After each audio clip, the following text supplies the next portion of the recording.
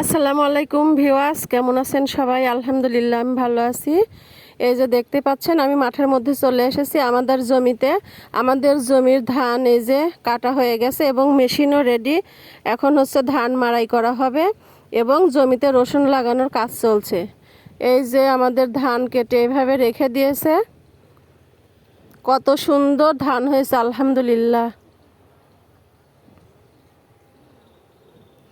এখন এই যে নেট বিছানো হয়ে গেছে, এর উপর ধান সারি করে রাখা হয়ে গেছে। এই যে মেশিন রেডি, ধানগুলো এখন মাড়াই করবে যারা কাজ করছে ওনারা।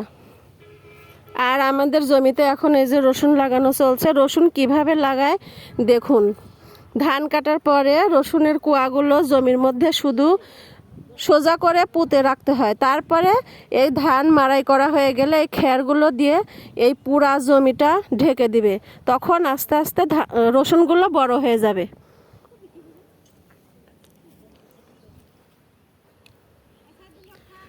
দেখুন কিভাবে রসুনগুলো লাগানো হয়েছে।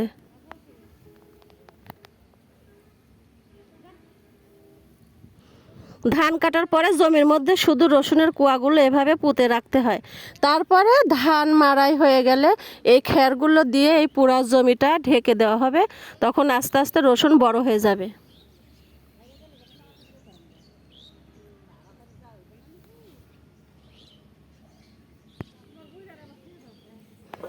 দেখুন রসুন কিভাবে লাগায়। এই যে রসুনের কুয়া দেখতে পাচ্ছেন, এই কুয়াগুলো জমির মধ্যে এই যে ঠিক এইভাবে পুঁতে রাখতে হয়। বিসমিল্লাহ। এই যে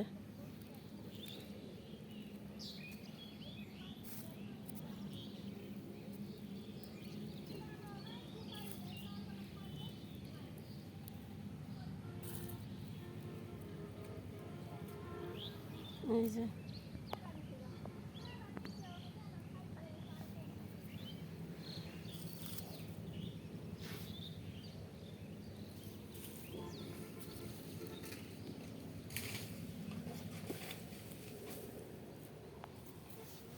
এইভাবে এই পুরা জমির মধ্যে এই যে দেখতে পাচ্ছেন রসুন লাগানো হয়েছে। পরে খের দিয়ে ঢেকে দেওয়া হবে, তাহলেই ইনশাআল্লাহ রসুন আস্তে আস্তে হয়ে যাবে। 3 মাস সময় লাগবে রসুন হতে।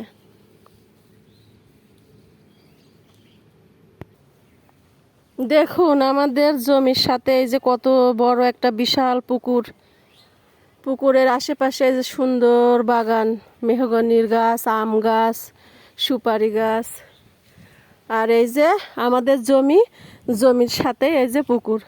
পুকুরের মধ্যে ওই যে একটা সুন্দর নৌকা দেখা যাচ্ছে।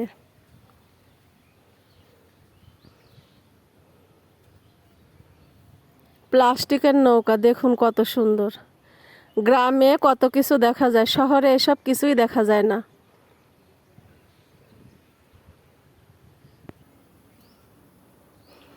দেখুন কত সুন্দর নৌকা। এই নৌকা দিয়ে মাছের খাবার দেয়, মাছ মারে এই পুকুরের মধ্যে।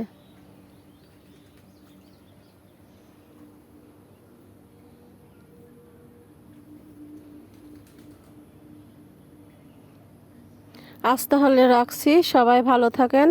রসুন কিভাবে লাগায় দেখিয়ে দিলাম এবং আমাদের জমির কি অবস্থা। ধান কাটা শেষ, রসুন লাগানো চলছে, সব কিছু তুলে ধরলাম। ভালো লাগলে আমার ভিডিওটা দেখবেন এবং অবশ্যই সাবস্ক্রাইব করবেন প্লিজ। আল্লাহ হাফেজ।